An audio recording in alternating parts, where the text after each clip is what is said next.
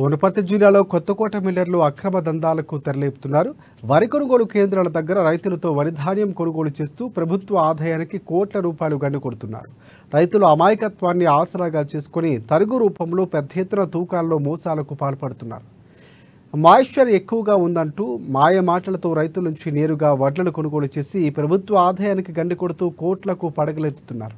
గత సంవత్సరంలో ఇచ్చిన వడ్లను ప్రభుత్వానికి అప్పగించడంలో విఫలమైన మిల్లర్లు ఇప్పుడు రైతులతో కొన్న వడ్లను సీఎంఆర్ వడ్లుగా ప్రభుత్వానికి చూపించే ప్రయత్నం చేస్తున్నారు.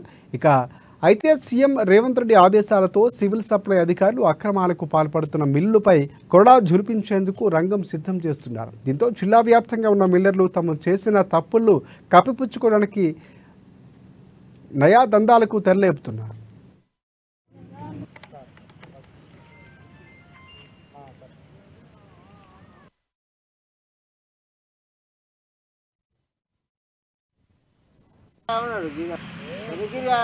గిరిగాడు